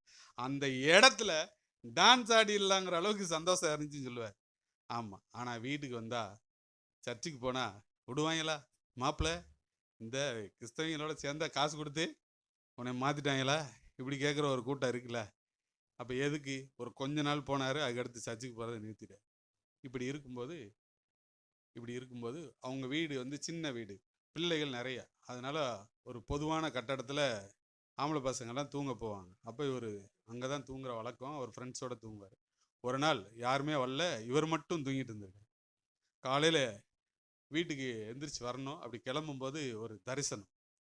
வெள்ளையங்கி தரித்தவராக ஒருவரை பார்க்குறாரு. அவர் எல்லா ஜனங்களையும் நான் ஆசீர்வதிக்கணும்னு விரும்புகிறேன், யாரும் என்கிட்ட வரமாட்டுறாங்க, நீ போய் அவங்களுக்கு என்னை பற்றி சொல்லு அப்படின்னு சொல்லும்போது அவர் அழுகிற மாதிரி அந்த தரிசனத்தை பார்த்தோன்னே இவர் சத்தம் போட்டு அழுதுருக்கிறார். அழுத உடனே பக்கத்தில் உள்ளவங்களாம் வந்து கதவை தட்டியிருக்காங்க. இப்போது தரிசனமும் மறைஞ்சிச்சு, அழுகையும் அடக்கிட்டு கதவை திறந்து, என்னப்பா பிரச்சனை? இல்லை ஒன்றும் இல்லை, அவங்ககிட்ட வந்து இப்படி ஒருத்தர் தரிசனமாக பார்த்தேன், அவர் அழுதார், அதை நானும் அழுதேன்னு சொன்னால் என்ன சொல்லுவாங்க? பையன் இருட்டல்ல என்னத்தையும் ஒன்றை பார்த்து மிரண்டாண்டா, அப்படி தானே நினைப்பாங்க. அதுக்கப்புறமா பஸ் ஸ்டாண்டு, பஜாரு, ரயில்வே ஸ்டேஷன் எங்கெல்லாம் மக்கள் கூட்டம் அதிகமாக இருக்காங்க, அந்த இடத்துல இவர் போனார்னா அந்த அழுகுரல் கேட்டு சத்தம் போட்டு அழுதுருக்கிறார். இப்போ வேலை பார்க்குற கம்பெனியில் திடீர்னு அழுதுருக்கிறார். தம்பி, நீ நல்லா வேலை பார்க்குற, நல்லா இருக்க, ஆனால் திடீர்னு அழுகிற, உனக்கு ஏதோ மனநிலை பாதிக்கப்பட்டிருக்கு, நீ அதுக்குரிய டாக்டர்கிட்ட ட்ரீட்மெண்ட் பாருங்க. ஆனால் இவருக்கு தான் தெரியும், இந்த தரிசனத்துக்கு அப்புறமா தான் இந்த மாதிரி அவருடைய வாழ்க்கையில் நடக்குது. இப்படி இருக்கும்போது ஒரு நாள் சிவகாசியில் அவர் நண்பரை பார்க்குறதுக்காக போயிருக்கும்போது பஸ் ஸ்டாப்பில் வெயிட் பண்ணிட்டு இருந்திருக்காரு. அவர் வர லேட்டாயிருக்கு. யதார்த்தமாக அவர் திரும்பி பார்த்தா அந்த கடையில் உட்காந்துருந்த வச்சிருக்கிற அந்த கடைக்காரர் வந்து பைபிள் படிச்சுட்டு இருந்திருக்காரு. அவர்கிட்ட போய் பேச்சு கொடுப்போன்னு சொல்லி பேச ஆரம்பித்து, நான் இப்படி ஒரு தரிசனத்தை பார்த்தேன், எனக்கு ஆண்டு 4 வாரம் தான் சர்ச்சுக்கு போனேன், எனக்கு நன்மையை செஞ்சார், இப்படி காரியங்களெல்லாம் அவர் சொல்லும்போது, இந்த தரிசனத்தில் அவர் என்னென்ன சொன்னார்னு இவர் சொல்கிறாரோ அதெல்லாம் இவர் வசனமாக பைபிள்லேருந்து எடுத்து காட்டியிருக்கிறார். அல்லேலூயா. அப்போ அவர் சொல்லியிருக்கிறார், நீ அந்த அழுகிறவரை பார்த்தது ஆண்டவராக இயேசு கிறிஸ்து தான் சொல்லியிருக்கார். இப்போ இவர் திரும்ப கேட்டிருக்கார், கடவுள் எதுக்குங்க அழகணும்? அப்போ அவர் சொல்லியிருக்கிறார், அவரால் படைக்கப்பட்ட அவருடைய ஜனம் அவரை அல்லாமல் யாரையோ தெய்வனும் தேடி போகும்போது அவர் எப்படி சந்தோஷமாக இருக்க முடியும்? மனம் திரும்புகிற ஒரே பாவி நிமித்தம் பரலோக சந்தோஷப்படும். அவர் அன்பாக இருந்த லாசர் மரித்தப்ப இயேசு கண்ணீர் விட்டார்ன்று. அப்போ கடவுள் அழுதாரா? சரி, அப்போ அழுகையை நிறுத்தணும்னா நான் என்ன செய்யணும்? நீ அவரை பற்றி, அவர் உனக்கு செஞ்ச நன்மைகளை பூரா எல்லார்ட்டையும் சொல்லுன்றது. ஐயோ, எனக்கு ஜெபம் பண்ண தெரியாது, பைபிளே கிடையாதே அப்படின்னு சொல்லும்போது, இல்லை நீ போ, ஆண்டவர் உன் கூட இருந்து உன்னை நடத்துவார் அப்படின்னு சொல்ல, அந்த வார்த்தையை நம்பி ஒரு கிராமத்துக்கு போயிட்டார். அந்த வீட்டில் கதவை தட்டி, இந்த வீட்டில் இருக்கவங்களாம் தயவு செஞ்சு வெளில வாங்க அப்படின்னு சொன்னோன்னே இவர் வாழ்க்கையில் இயேசு செஞ்ச அற்புதத்தை சாட்சியாக சொல்லியிருக்கார். இப்படி ஒவ்வொரு வீடாக கூப்பிட்டு எல்லார்ட்டையும் பேசிட்டு போகும்போது அந்த கிராமத்தில் ஒரு கடைசி தெரு இதோட முடிஞ்சிடான்னு நிற்கும்போது கடைசி தெருவில் கடைசி வீட்டில் ஒரு கூட்டமாக இருந்திருக்காங்க. அங்கே என்ன கூட்டம் அப்படின்னா, ஒரு வயதான அம்மா செத்து போயிடுவாங்கன்னு சொந்தக்காரங்களுக்குலாம் சொல்லி விட்டோன்னே சொந்தக்காரங்களாம் பார்க்க வந்துட்டாங்க. ஆமாம், நம்ம நல்லா இருக்கும்போது ஒருத்தர் நம்மளை நல்லா இருக்காங்க அப்படின்லாம் சொல்ல மாட்டாங்க. நம்ம சாக போகிறோன்னு ஒரு அனௌன்ஸ்மெண்ட் கொடுத்தா போதும். இப்படியெல்லாம் சொந்தங்கள் இருக்காங்கிறத அன்னைக்கு தான் என்ன செய்ய முடியும், பார்க்க முடியும். இப்போ எல்லாம் வந்திருக்காங்க. இப்போ எதுக்கு வம்புன்னு போகும்போது மாதிரி ஸ்லாங்கில் கூப்பிட்டுருக்காங்க. ஏய் ஏசுக்காரா இங்கே வா, என்ன இந்த அம்மாவுக்கு ஓதி விடு அப்படின்னு இருக்காங்க. ஓதி விடுவா? எனக்கு அப்படிலாம் ஒன்றும் தெரியாது. இப்போ தானே எங்கள் வீட்டுக்கு வந்த, உனக்கு நல்லது செஞ்சாருன்னு சொன்னேன், இந்த அம்மாவுக்கு ஏதாவது பண்ணி விடு, இந்த அம்மாவுக்கு ஏதாவது நல்லது நடக்கட்டும்னு இருக்காங்க. ஐயோ, அவர் ஸ்டைலில் சொல்லுவார். இந்த கிறிஸ்தவங்கெல்லாம் வாரம் சர்ச்சுக்கு போயிட்டு பிரசங்கத்தை கேட்டு பேசாமல் இருக்கலை, நமக்கு எதுக்கிட்ட இந்த தேவையில்லாத வேலை வந்து இப்படி வந்து மாட்டிக்கிட்டோமே அப்படின்னு மனசுக்குள்ளே நினச்சேன் அப்படின்னு சொல்லுவார். அடுத்து ஒன்று சொல்லியிருக்காரு. ஏசப்பா சொல்லி தருவோம் உங்களுக்கு, அவர் என்ன சொன்னார்னு சொல்லிடுவோம். ஆமாம், அந்த டெட் பாடி முன்னாடி இருக்குன்னு வச்சுக்கோங்க, இல்லை வியாதியஸ்தர் ஒருத்தங்க சாக பிள்ளைக்கு இருக்கிறாங்க, அவங்கள பார்த்து இப்போ நம்ம சொல்ல போகிறோம். சொல்லலாமா? ஆமாம், சொல்லுங்கள். ஏசப்பா இந்த அம்மாவுக்கு ஏதோ பிரச்சனை, பார்த்து ஏதாவது செய்யுங்க. எப்படி இருக்கு ஜெபம்? இங்கே என்ன நடந்தது தெரியுமா? அந்த கட்டிலில் படுத்து செத்து போயிடுவான்னு சொன்ன அந்த அம்மா அப்படியே பிறண்டு கீழே விழுந்திருக்காங்க, தெருவில் உருண்டுருக்காங்க. இவருக்கு மனசில் ஒரு பக்கம் சந்தோஷம், இன்னொரு பக்கம் பயம். சைக்கிளை அந்த பக்கமாக விட்டு வந்திருக்கோம். இந்த பொம்பளை செத்து போச்சுன்னா நல்லது தம்பி, நீ என்னமோ பண்ணி இந்த அம்மாவை சாகடிச்சிட கையாக குலுக்குவாங்க, கொன்னே விடுவாங்க. அப்போ இவங்கிட்ட இருந்து எஸ்கேப் ஆகிறது எப்படின்னு யோசிச்சுக்கிட்டு இருக்கேல, அந்த அம்மா உருண்டு அம்மா அமைதியாயிருச்சு. அப்படியே பயமாயிருச்சு இவருக்கு. ஒருத்தர் வந்து முகத்தில் தண்ணியை தெளிச்சிருக்க. அந்த அம்மா எந்திரிச்சு உட்காந்துருக்காங்க. அல்லேலூயா. அவர் சொல்லுவார், அந்த அம்மாவுக்கு உயிர் வந்துச்சோ இல்லையா, எனக்கு உயிர் வந்துச்சு. நடந்தது என்ன? அந்த அம்மா கேட்டிருக்கு. ஆமாம், நீங்களாம் எதுக்கு என்னை சுற்றி உட்காந்துருக்கீங்க, நின்றுட்டு இருக்கீங்கன்னு கேட்டிருக்கு. ஓஹோ, உங்களுக்கு இவ்வளோ ஒரு பிரச்சனை நடந்திருக்கு. அப்போ அவர் சொல்லுவார், கிறிஸ்தவங்க சாமி கணேசன் சொன்னா கேட்குறாராம். அப்போ நீங்களாலும் சொன்னா கேட்க மாட்டாரா? கேட்க மாட்டாரா? ஆனால் பேச மாட்டீங்களே. ஜெபம்னா என்னது? அப்பா யாரோ சண்டே கிளாஸ் போயிருக்காங்க. ஜெபம்னா என்னது? அப்போ நீங்க ஜெபம் பண்ணலைன்னா என்ன அர்த்தம்? ஆமா, நம்ம யாரு கூட பேச மாட்டோம், யாரு கூட பேச மாட்டோம், நமக்கு பிடிக்காத ஆள் கூட பேச மாட்டோம், அப்படித்தானே? அப்ப ஆண்டவருக்கு உங்களுக்கு வாய்க்க தராரா? ஏன் நீங்க ஜெபம் பண்றது இல்ல? நான் காலையில ஒரு கேள்வி கேட்டேன், கஷ்டமான கேள்வி, ஐயா வச்சுட்டே கேட்குறேன். இன்னைக்கு காலையில நான் ஜெபம் பண்ணி பைபிள் படிச்சுட்டு தான் சர்ச்சுக்கு வந்தேன் அப்படின்னு சொல்றவங்க எத்தனை பேர்னு உங்களை செக் பண்றதுக்கு கையை தூக்க சொல்லட்டா? சொன்னா என்ன நடக்கும் தெரியுமா? பாதி பேர் பொய்யா கை தூக்கி யாராவது செத்து போயிட்டீங்கன்னா பிறகு சாயங்காலம் அடக்காரதை வைக்க வேண்டிய வந்துடும். வேண்டாம் வேண்டாம். ஏன்னா பொய் சொன்னா என்ன நடக்கும் தெரியுமா உங்களுக்கு? ஐயோ, நாங்க என்னன்னே இப்படி சொல்றீங்க, நாங்க வாயை திறந்தாலே பொய் தானே பேசிக்கிட்டு இருக்கோம், நீங்க புதுசா ஒன்ன சொல்றீங்க. அனனியா சப்பீரால் வந்து பொய் சொல்லிட்டாங்க. என்ன நடந்தது? ஏன் இந்த பைபிள்னு ஒன்று இருக்கு தெரியுமா உங்களுக்கு? ஆமா, அதுல அப்போஸ்தல நடபடிகள் ஒன்று இருக்கு. பாருங்க, யாரோ ஒருத்தங்களுக்கு பைபிள் நாலேஜ் இருக்கு. அதெல்லாம் படிக்கணும். அதெல்லாம் படிச்சீங்கன்னா உங்களுக்கு பொய் பேச தோணாது. பைபிள்ல சொல்லியிருக்கு, பொய் நாவினால சம்பாதிக்கிறவன் சாவை தேடுகிறவன் விடுகிற சுவாசம் போல் இருக்குன்னு இருக்கு.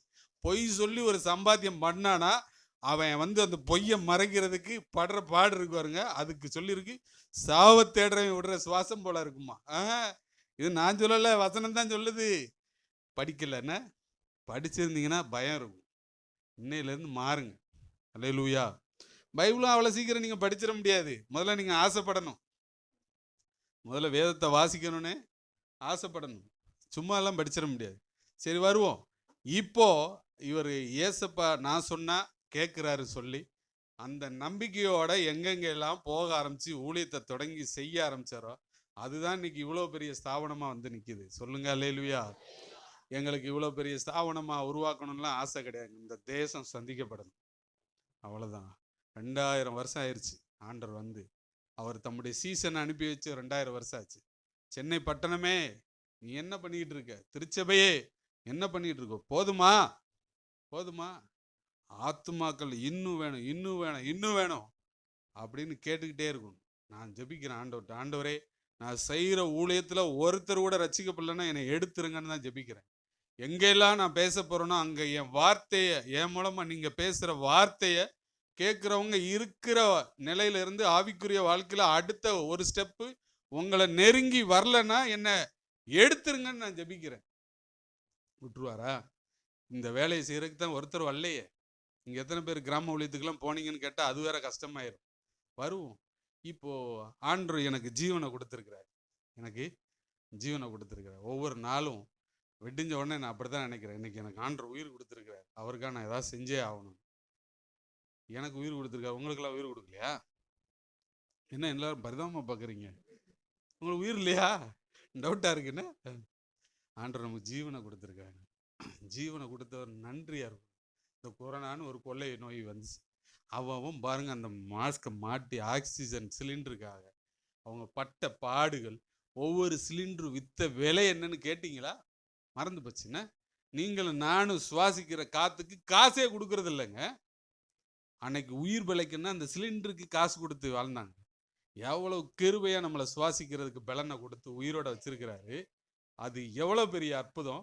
நான் சொல்கிறேன், வெறும் காற்று உள்ளே போயிட்டு வர்ற இந்த ஏருக்கு தான் சொல்கிறேன். இன்னும் எவ்வளோ இருக்குது நம்ம சரீரத்தில் இருக்கிற நரம்பு மண்டலங்களை இன்னும் விஞ்ஞானிகளால் கண்டுபிடிக்க முடியல. அப்படி ஒரு கிருபையாக நம்மளை ஜீவனை கொடுத்து வச்சிருக்கிறாரு. அவருக்கு நம்ம என்ன செஞ்சிட்ருக்கோம்? நீங்கள் என்ன செய்கிறீங்க? அந்த வார்த்தை தான் இப்படி ஒரு மீட்டிங்கில் பேசும்போது ஏசப்பா அழுதுகிட்டு இருக்கிறார். அவருடைய கண்ணீரை துடைக்கிறவங்க யார்? அவங்க என் கூட வரலான்னு சொன்னப்ப அந்த வார்த்தையை நம்பி தான் 25 வருஷமா ஆண்டோடைய கண்ணீரை துடைக்கிறதுக்காக மட்டும்தான் நான் ஊழியம் செய்கிறேன். சொல்லுங்க அல்லேலூயா. நான் கிறிஸ்தவங்க சைடே போக மாட்டோம். இப்போ ஆண்டவர் சொன்னார், டேய் நீங்கள் மட்டும் ஊழியம் செஞ்சு எப்படி அந்த தேசத்தில் எழுப்புதலை பார்க்கறது? நான் அழுதுகிட்டு இருக்கேன் அப்படின்னு நீ எல்லார்ட்டையும் சொல்லணும். நான் சொல்கிற இந்த வார்த்தையை யாரெல்லாம் கேட்குறாங்களோ அவங்கள என் கண்ணீரை துடைக்கிறவங்களா மாற்றுவேன்னு ஆண்டவர் சொல்லியிருக்காரு. இந்த வார்த்தை உங்கள்கிட்ட பேசுறதுக்கு காரணமே, என் ஆண்டவருடைய கண்ணீரை துடைக்கிறவங்க இங்கே இருக்கீங்க.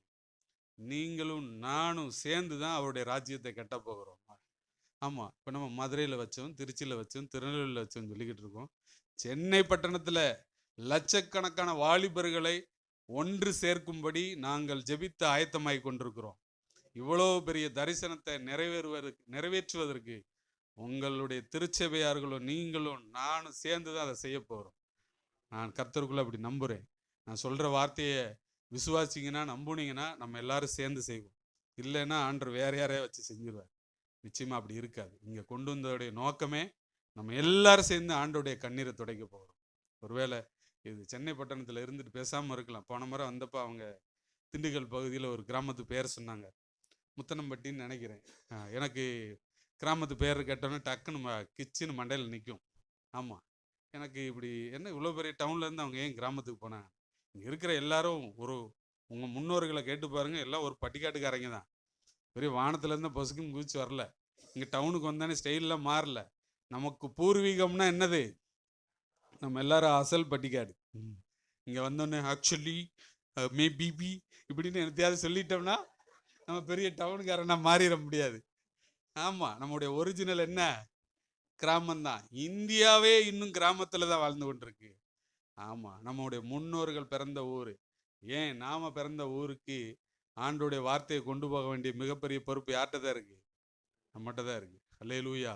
தொடர்ந்து நம்ம வார்த்தையை பேசவே இல்லை. இப்போ ஊழியத்தில் நடந்த நிறைய சம்பவங்களை சொல்லிக்கிட்டே இருக்கேன். நான் இப்படி கதையாக நிறைய சொல்லுவேன். நான் இப்படி பேசிகிட்டே இருந்தேன், அப்புறம் டயத்துக்கு முடிக்கணும்ல. அப்புறம் அவங்க சொன்ன டைம் வரப்போகுது. அதனால் சுருக்கமாக நான் வேதத்துலேருந்து நம்ம ஒரு பகுதியை வாசி நம்ம ஜெபம் பண்ணிடலாம். 1 சாமுவேல் 30ஆம் அதிகாரத்தில் ஒரு பெரிய சம்பவம் இருக்குது. முடிஞ்ச வரைக்கும் சுருக்கமாக சொல்லி நான் முடிக்க ஆசைப்படுகிறேன். அதில் 8வது வசனத்தை யாராவது ஒருவர் வாசிக்கலாம்.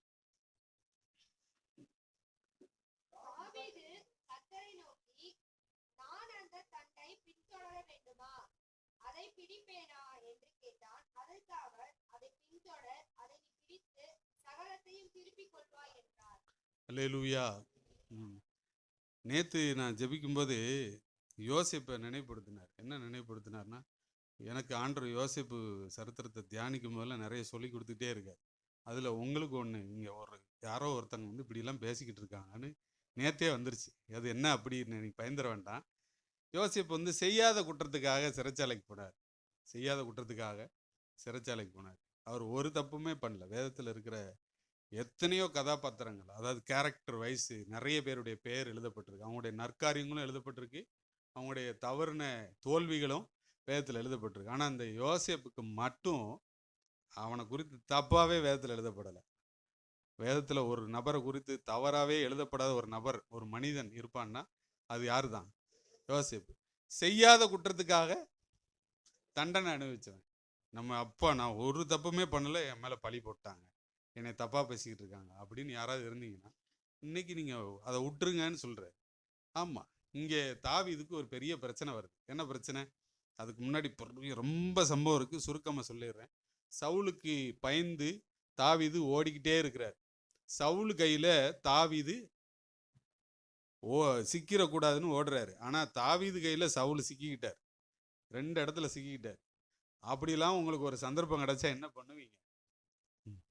வாடா மாப்பிள்ள, இதை தாண்டா எதிர்பார்த்தேன், உன்னை முடிச்சு விட்றேன்டான்னு போட்டதெல்ல பார்ப்போம். ஆனால் அங்கே தாவீது பண்ணவே இல்லை. கூட இருக்கன்னு சொல்கிறான், தரையோட தரையா குத்தி இறக்கிடுறேங்கிறான். கர்த்தரால் அபிஷேகம் பண்ணப்பட்டவனை அவன் மேலே கைப்படக்கூடாது அப்படின்னு.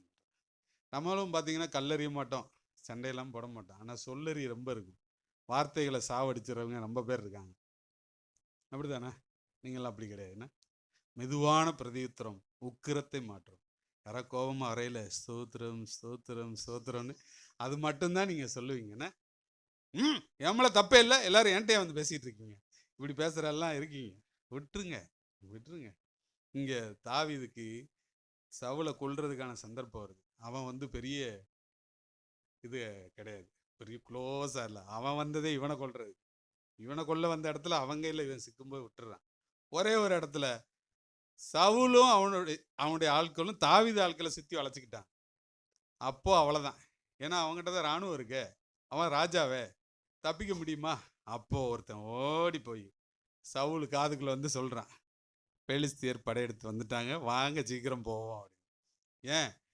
இவன் ராஜா தன்னுடைய ராஜ்ய பாரத்துக்கு கீழே இருக்கிற மொத்த ஜனங்களை பாதுகாக்க வேண்டியவன் ஒரே ஒரு மனுஷனை கொல்றதுக்கு தேடிட்டு அலையிறான். பாருங்க என்ன பெரிய இது பாருங்க. பிசாசு அப்படித்தான் நிறைய பேரை வச்சிருக்கான். நம்ம எதுக்கு ஆண்டவர் இந்த பூமியில படைச்சாரோ அதை மறக்க வச்சிருவான். இவன் எதுக்கு ராஜா பண்ணனோ அதை மறந்துட்டு ஒரே ஒரு ஆளை எதிரியா நினைச்சிட்டு ஓடிக்கிட்டு இருக்கான். இந்த சந்தர்ப்பத்துல எதுக்கு வம்பு? நம்ம பேசாம எதிரிகள் கையில, எதிரிகள் இருக்க தேசத்துக்கு போயிட்டோம்னா சவுல் அங்க வரமாட்டான். சவுளுடைய லிமிட்டு கீழே இருக்கும்போது தான் தாவீதை துரத்த மாட்டி இருக்கு. இப்ப சவுளுடைய எதிரிகிட்ட போயிட்டோம்னா தாவீதுக்கு தொந்தரவு இருக்காதுன்னு அங்க போயிடுறான். அப்போ எந்த காத்து ஊரானாகிய கோலியாத்தை கொண்டானோ அதே காத்து ஊரானாகி ஆகீஸுங்கிற இடத்துல போய் அவங்க கூட போய் இருக்கிறான். அவன் நீ ஏன் நாட்டு நடுவில் இருக்க வேண்டாம், சிக்லாக் அப்படின்னு ஒரு பட்டணத்தை ஒதுக்கி அங்கே நீ இருந்து கொண்டான். இப்போ என்ன நடக்குது? இப்போ திரும்பவும் இங்கே இஸ்ரேல் ஜனங்களுக்கும் பெலிஸ்தியருக்கும் யுத்தம் வருது. இப்போ தாவீதுக்கு சப்போர்ட் பண்ணுறதே யார் தான்? பெலிஸ்தியர். ஆனால் இப்போ யாருக்கு சப்போர்ட் பண்ணணும் அவன் யுத்தத்தில்? இப்படி ஒரு கேள்வி இருக்குல்ல. ஆனால் தாவீது ரொம்ப நேர்மையானவன். சவுலுக்கு பயந்து ஓடி வந்தோம், இப்போ நம்மளை ஆதரிச்சவனுக்கு சப்போர்ட்டாக இருக்கணும்னு யுத்தத்துக்கு போகிறான். ஆனால் அங்கே ஒரு கூட்டத்தார் சொல்கிறாங்க, தாவீது ரொம்ப டேஞ்சரானவன், ஏற்கனவே சவுலுக்கு அவனுக்கும் பிரச்சனை இருக்கு, அவனும் இவனும் ராசியாகிறதுக்கு ஒரு சந்தர்ப்பம் பார்த்துக்கிட்டு இருப்பான், யுத்தத்தில் நம்ம கூட சேர்ந்து அவனை அடிக்கிற மாதிரி அவங்க கூட சேர்ந்து திருப்பி நம்மளை அடித்து காலி பண்ணிடுவான், அதனால யுத்தத்துக்கு அவனை வர வேண்டான்னு சொல்கிறாங்க. அப்போ நீ திரும்பி போப்பா, நீ எனக்கு எலும்பும் மாம்சமானவன், தேவ தூதனை போல இருக்கன்னு என்னென்னமோ சொல்லி, ஆனால் நீ வராத திரும்பி அனுப்பி விட்டா. இங்கே வந்த இடத்துல பார்த்தீங்கன்னா இவனுடைய மனைவி பிள்ளைகள், இவன் கூட இருந்தவனுடைய மனைவி பிள்ளைகள், இவனுடைய உடைமைகள் அத்தனையும் அமலேக்கர் வந்து கொள்ளையடிச்சு போயிட்டாங்க. இப்படி ஒரு நெருக்கடியான நேரத்தில் தான் தாவீது வந்து கர்த்தரிடத்துல போய் விசாரிக்கிறார். என்ன விசாரிக்கிறார்? நான் அந்த தந்தை அந்த படையை நான் தொடரவா வேண்டாமா கேட்குறேன். நான் கேட்குறேன், கொண்டு போனது இவன் பொண்டாட்டி பிள்ளைய தானே, இவனுடைய உடைமைகளை தானே கொண்டு போனாங்க. நீங்கள் நானும் இப்படி ஒரு சந்தர்ப்பம் வந்துச்சுன்னா இப்படியா விசாரிச்சுட்டு இருப்போம்? தாவீது கர்த்தரிடத்துல விசாரிக்கிறார்.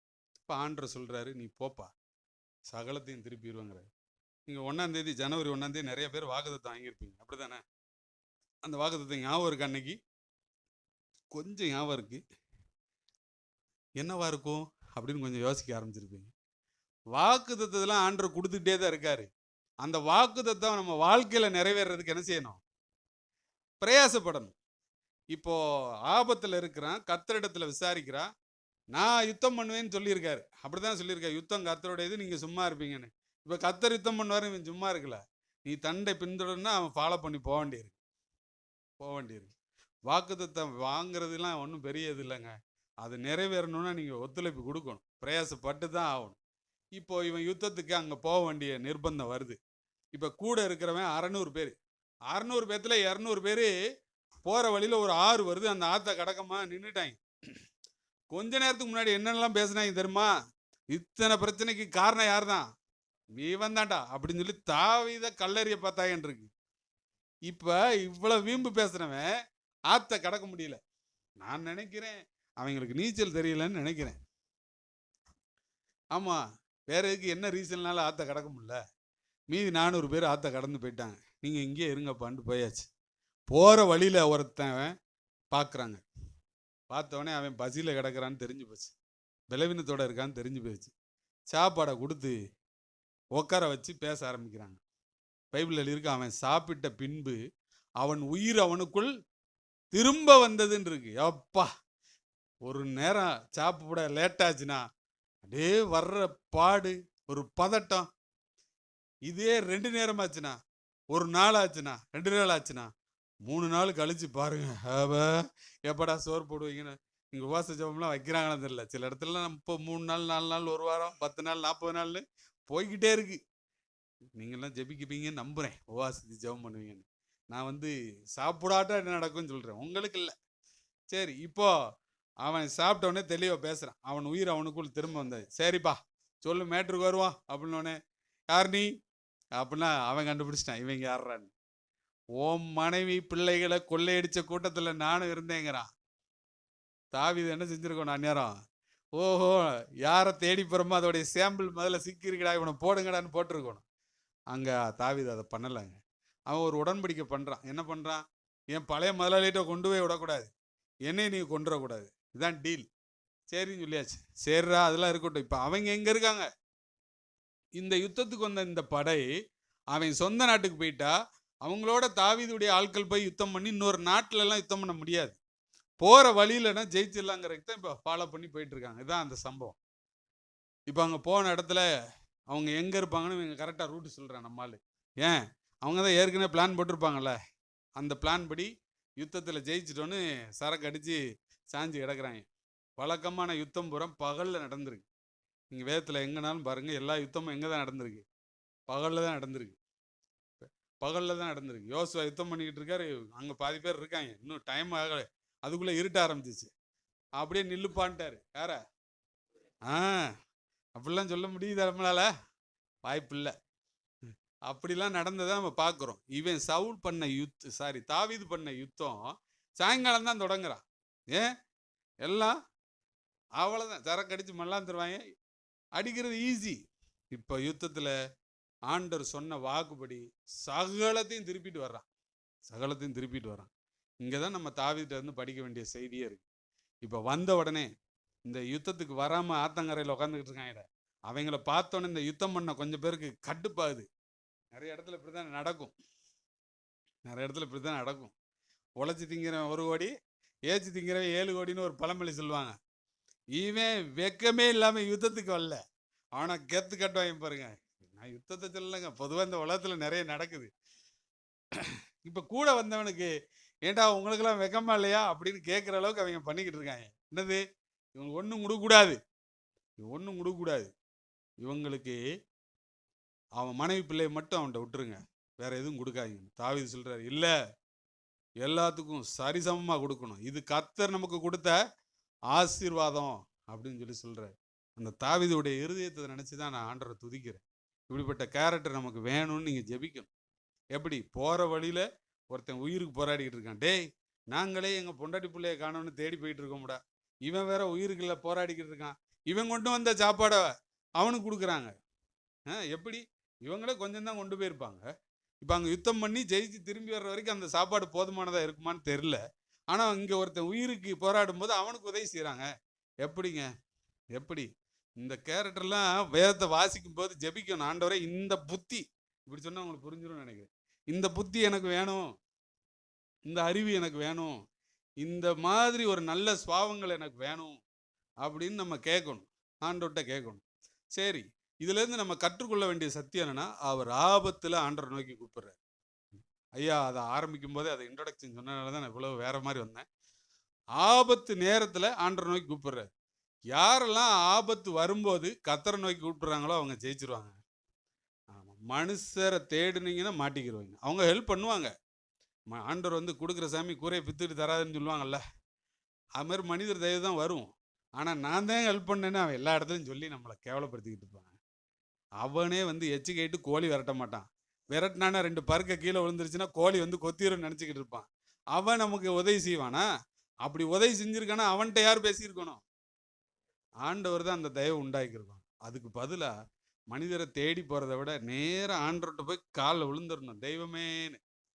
அல்லேலூயா. நான் மறக்காமல் ஒரு ஜெபம் பண்ணுறேன், உங்களுக்கு சொல்லித்தரவா? டெய்லி ஜெபம் பண்ணுறேன். என்ன ஜெபம் பண்ணுறேன்னு தெரியுமா? அப்பா தயவு செஞ்சு என்னை கைவிட்டுறாதீங்க. நீங்கள் என்னை கைவிட்டீங்கன்னா எனக்கு பிச்சை எடுக்க கூட கௌரவம் பார்க்குறவன், தயவு செஞ்சு என்னை கைவிட்டுறாதீங்க, நீங்கள் மட்டும்தான் அப்படின்னு சொல்லி தனியாக அப்படி சொல்லி பாருங்க. அப்படி ஒரு பிரசன்ன நம்மளை நிறைக்கிறத உணரும். அதுக்கடுத்து வேற மாதிரி ஆயிரும். ஹாய், என் கூட வானத்தையும் பூமியும் படைச்சவர் இருக்காரு. அப்படி இருக்கணும். நம்ம ஆபத்து வரும்போதெல்லாம் மனிதர்களை தேடி போய் மனிதர்கள் செஞ்ச உதவிகளை வச்சு அவன் வாழ்நாளெல்லாம் நம்மளை நாரடிச்சுக்கிட்டு இருக்கான். எனக்கும் ஒரு சின்ன ஆபத்து நிறைய முறை வந்தது. அதில் ஒரு பெரிய ஆபத்துனா, ஒரு 10 வருஷம் முன்னாடி எனக்கு ஒரு பைக் ஆக்சிடெண்ட் ஆயிடுச்சு. பைக் ஆக்சிடெண்ட் ஆகி எனக்கு தலையில் அடிபட்டுருக்கு. தலையில் அடிபட்டு காது வழிய ரத்தம் வந்து எனக்கு இந்த இடத்துலேருந்து இங்கே வரைக்கும் தலையை ஓப்பன் பண்ணி மூளையில் ஆப்ரேஷன் பண்ணியிருக்கு. அல்லேலூயா. நீங்கள் பார்த்து எனக்காக பரிதாபம்லாம் பட வேண்டாம். டாக்டர் சொல்லிட்டாரு, 1/2 மணி நேரத்தில் செத்து போயிடுவான்னு சொல்லிட்டாரு. 1/2 மணி நேரத்தில் செத்து போயிடுவான்னு சொன்னால் வந்து இவ்வளோ நேரமாக உங்கள்கிட்ட பேசிக்கிட்டு இருக்கேன். ஆனால் அவர் சொல்லி 10 வருஷம் ஆச்சு. ஆமாம், ராமநாதபுரம் மாவட்டத்தில் திருநெல்வேலியிலேருந்து பைக்கில் ஒவ்வொரு மாதமும் டீம் மினிஸ்ட்ரிக்கு போவோம். இதே மாதிரி ஒரு சபையில் பேசிட்டு வெளியே வந்தேன். ஒரு சின்ன விபத்தாயிருச்சு. அங்கே என்ன செய்தினா, நான் தலையில் ஹெல்மெட் போட்டிருந்தேன். இங்கே சென்னையில் இருக்கவங்களாம் யாரும் ஹெல்மெட் போட மாட்டாங்க. இங்கெல்லாம் விழுந்தா யாருக்கும் தலையில் அடிபட்டு சாக மாட்டாங்க போல இருக்குன்னு. உங்களை தேவதூதரை வந்து அப்படி தலையை பிடிச்சிக்குவாங்களா? சட்டத்தை மதிங்கய்யா, சட்டத்தை மதிங்க, ஹெல்மெட் போடுங்க. போலீஸுக்காக ஹெல்மெட் போடாதீங்க. சரி, வருவோம். இப்போது அடிபட்ட இடத்துல இருந்து என்னை ஹாஸ்பிட்டலுக்கு கொண்டு போனால் 130 கிலோமீட்டர். மத்தியானம் 2:30க்கு இந்த சம்பவம் நடக்கு. நைட்டு 8:30க்கு என்னை அட்மிட் பண்ணுறாங்க. மதுரையில் கொண்டு வந்து அட்மிட் பண்ணும்போது ஆம்புலன்ஸ்லேருந்து இறங்கும்போதே செக் பண்ணிவிட்டு பிழைக்க வைக்க முடியாது, கொண்டு போங்கன்னு சொல்லி சொல்கிறாங்க. இது சொன்னது வந்து என்னை சுற்றி இருக்கவங்க சொன்னது தான் அவங்கள சொல்கிறேன். எனக்கு எதுவுமே தெரியாது. ஏன்னா எனக்கு அடிபட்டது எங்கே? தலையில், மூளையில் பிரச்சனை. எனக்கு மூளையில் பிரச்சனை. யாராவது மெடிக்கல் ஃபீல்டில் இருக்கவங்கள போய் வேணால் பார்த்து கேட்டுவாங்க. யாராவது தலையில் அடிபட்டு காது வழியாக ரத்தம் வந்த ஒருத்தன் உயிரோடு இருக்கானான்னு கேட்டுவாங்க. அவங்க இல்லைன்னு சொல்லுவாங்க. எங்கள் சர்ச்சுக்கு ஒருத்தர் வந்தாருன்னு போய் சொல்லுங்கள். அல்லேலூயா. ஆமாம், அவங்க ஒரு கண்டிஷன் சொல்லிட்டாங்க, 3 கண்டிஷன். ஒன்று, பிழைக்கிறதுக்கு வாய்ப்பு இல்லை, அப்படியே பிழைச்சாலும் இவருக்கு எல்லாமே மறந்துடும், மெமரி லாஸ் ஆயிரும் சொன்னாங்க. அப்படியே பிழைச்சாலும் ஒரு கை ஒரு கால் வராமல் போயிடும். அப்படியே திரும்ப அவர் பிழைச்சாலும் எப்போ வேணாலும் அவருக்கு வலிப்பு வரும், ஃபிட்ஸ் வரும்னு சொன்னாங்க. இதில் ஒரு பெரிய சந்தோஷமான செய்தி என்ன, இந்த 3மே இப்போ வரைக்கும் இல்லை. அல்லேலூயா. தலையில் ஓப்பன் பண்ணி இங்கேருந்து இங்கே வரைக்கும் ஓப்பன் சர்ஜரி பண்ணி நான் உயிரோடு இருக்கேன். அந்த டாக்டரு என்னை கூப்பிட்டு சொன்னார், தம்பி உனக்கு மூளையில் ஆப்ரேஷன் பண்ணி நீ 2 வருஷம் மாத்திரை கண்டிப்பாக சாப்பிடணுன்னு. மாத்திரை சாப்பிடுவேன், டப்புன்னு தூங்கிடுறேன், மாத்திரை சாப்பிடுவேன், டப்புன்னு தூங்கிடுறேன். இப்படியே போயிட்டு இருந்துச்சு. ஒரு நாள் நான் தனியாக உட்காந்துருக்கும்போது யோசித்தேன், ஆண்டவரே சாப்பாடு கொடுக்குறாங்க, மாத்திரை கொடுக்குறாங்க, சாப்பிட்டு தூங்கினா என் பொண்டாட்டி பிள்ளையெல்லாம் யார் பார்க்கறது? நான் வேறு உமக்காக ஊழியம் செய்யணும்ல, பெரிய பிளான் வச்சுருக்கேன்னு ஜெபம் பண்ணேன். திடீர்னு ஒரு 7 மாதம் செக்கப் முடிஞ்சு 8வது மாதம் செக்கப் போயிருக்கும்போது அந்த டாக்டர் வந்து, உன் கூட வந்தவங்களாம் வெளியே போச்சு, உன்ட்ட தனியாக பேசணுன்னாரு. ஐயோ, இப்படி சொன்னாலே அபாயகரமான செய்தி ஒன்று. ஆமாம், ஹிரோஷிமா நாகசாகி மேலே போட்ட அணுகுண்டு மாதிரி ஒன்று போட போகிறாங்கன்னு அர்த்தம். அங்கே நடந்தது என்னன்னா, அவர் வந்து பெருசாக வடிச்சிருப்பார் அவர். ஆனால் அந்த ஹாஸ்பிட்டலுக்கு எப்போ என்னை போனாலும், வாங்க மிஸ்டர் சன் ஆஃப் காட் அப்படின்னு தான் என்னை கூடுவார். சொல்லுங்க அல்லேலூயா. எங்கள் புறஜாதிக்கெல்லாம் தெரியுதுங்க நான் ஆண்டோடைய பிள்ளைன்னு. உங்களுக்கு தெரியலையா? இவ்வளோ பேசியும் தெரியலன்னா அது பரிதாபம் தான். இப்போ அவர் தனியாக போக சொல்லிட்டு என்கிட்ட பேச உட்காந்தோடனே சொன்னார், நீ வயசுல சின்ன பையனா இருக்க, எல்லாம் உன் காலில் விழுந்துருவேண்டாரு. ஐயோ நீங்க சொல்றது புரியல அப்படின்னு. டேய், ஆம்புலன்ஸ்ல இருந்து உன்னை இறக்கும் போது உன்னை பிழைக்க வைக்க முடியாது, கொண்டு போங்கன்னு சொன்னவன் நான் தான்டா. ஏன் முன்னாடி நீ எப்படி கம்பீரமா உட்காந்துட்டு இருக்க? இதுக்கு காரணம் யார் தெரியுமா? இங்க கொடுத்தவா மருந்து கிடையாது, இங்க வைத்தியம் பார்த்த டாக்டர் கிடையாது, நீ வணங்குற உன் ஆண்டவராகிய இயேசு கிறிஸ்து சொன்னார். நான் ஆராதிக்கிறவர் இன்னைக்கும் உயிரோடு இருக்கிறார். நீங்க ஆராதிக்கிற உயிரோடு இருக்காரா? அப்ப வெளியே போகும்போது ஒரு பிரைட்டா போகணும். போகல அப்படியே பரதாம போகக்கூடாது. இறங்கினோடனே கேட்பாங்க, இன்னும் பாஸ்ட் ஏதோ உங்களுக்கு 1 லட்சம் 2 லட்சம் கொடுத்தாரா? இல்லை, அதை விட பெருசா அன்னைக்கு ஆண்டவர் கொடுத்துருக்கிறார் அவருடைய வார்த்தையை. அல்லேலூயா. இப்படியே பரிதாபமாவே இருக்கக்கூடாது. அடுத்த முறை இங்க இடம் பத்தல, அடுத்து வேற இடத்துக்கு போகணும், ஏசு தரமாட்டாரா? ஆமா, நாங்க இப்படிதான் ஜெபம் பண்ணிட்டு இருந்தோம். விருந்தினர்ல வந்து தினம் துன்பம் பண்ணுவாங்க. அவ்வளவுதான், நாங்க கை தட்டிட்டா வந்துடுவாங்க கலவரம் பண்றதுக்கு. போலீஸ்ல கம்ப்ளைண்ட் பண்ணுவான், அங்க கம்ப்ளைண்ட் பண்ணுவான், இங்க கம்ப்ளைண்ட் பண்ணுவான். இப்படியே போய்கிட்டு இருந்துச்சு. நமக்கு தெரியும் அவன் யாரு, ஆண்டவரால் சாயலால அவரால் படைக்கப்பட்டவன் இல்லையா, அவனை இயக்கிறவன் யாரு, வேற ஆளு. அப்ப அவன் நமக்கு எதிரி கிடையாது. அப்ப ஜெபம் பண்ண, ஆண்டவரே சீக்கிரமா எங்களை நெருக்கத்துல இருந்து எங்களை விடுவீங்கன்னு. அப்போதான் ஏக்கர் கணக்குல பல ஏக்கர் ஆண்டவர் இடத்த தந்திருக்காரு. சொல்லுங்க அல்லேலூயா. கேட்கறதே எப்படி கேட்கணும்னு சொல்லியிருக்கேன், பெருசா கேட்கணும். அப்ப நீங்க இப்படி ஜெபம் பண்ணணும், ஆண்டவரே சென்னையில இருக்க அத்தனை தெருவில் இருந்தோம் எங்க சபைக்கு ஆராதனைக்கு மக்களை நீங்க கொண்டு வரணும். ஏன்னா இதை நான் உங்களை சொல்லி கொடுத்து நீங்க ஆமேன் பட வேண்டியிருக்கு. நீங்களே இதை கேட்டிருக்கணும். சரி பரவாயில்ல, இனிமேல் அதை மாற்றி கேளுங்க, நல்லா இருக்குல்ல. இன்னும் நீங்க கேட்கணும். ஐயா பாவம் ட்ரெயினில் வந்தே பாரத்தில் போயிட்டு இருக்காரு. நம்ம வந்தே பாரத் வராத பாரத்தில் சரி வராது. நேர திண்டுக்கல்ல ஒரு ஏர்போர்ட்டை போட சொல்லிடுவோம். சர்றன்னு அங்கிட்டு கூடி போய் இறங்கி ஊழியத்தை முடிச்சு சர்றன்னு இறங்கி வந்துடணும். ஆமா, நான் என் கூட இருக்கிற ஆள்கிட்ட இப்படிதான் சொல்லிக்கிட்டு இருக்கேன். தம்பி, அண்ணன் சொன்னது ஒரு நாள் நடக்கும் அப்படின்னு. என்னது? காலையில திருநெல்வேலியிலேருந்து ஃப்ளைட் ஏறி அப்படின்ட்டு மும்பையில் இறங்கணும். மீட்டிங்கில் ஆண்டோடைய வார்த்தையை பேசிட்டு மதிய சாப்பாட்டுக்கு டெல்லிக்கு போயிடணும். சாப்பிட்ட உடனே மத்தியானம் மீட்டிங்கு டெல்லியில் பிரசங்கம் பண்ணிட்டு சாயங்காலம் டீ குடிக்கிறதுக்கு கல்கத்தா போயிடணும். முடிச்சுட்டு நைட்டு கூட்டத்தை முடிச்சுட்டு அப்படியே அடுத்த வண்டி ஏறி திருநெல்வேலிக்கு வந்துடணும். இது ஒரே நாளில் நடக்கும் அப்படின்னு சொல்றேன். காசா பணமா விசுவாசிக்கிறதுல ஏக்குங்க தரத்தரனா இருக்கணும். நல்லா இருக்குல்ல. நான் இப்படி கேட்குறேன், அதனால எனக்கு தருவாரு. நீங்க இப்படி கேட்டா உங்களுக்கு தருவாரு. நீங்க பூரா எப்படி கேட்டுக்கிட்டு இருக்கீங்க? ரொம்ப கஷ்டம். சாயங்காலம் ஒருக்க வாங்க, உங்களுக்கு அப்போ சேர்த்து சரி இன்னும் ஆண்டவர் நமக்கு நிறைய கற்றுக் கொடுப்பார். அல்லேலூயா. எல்லாரும் எழுந்து நிற்போம்.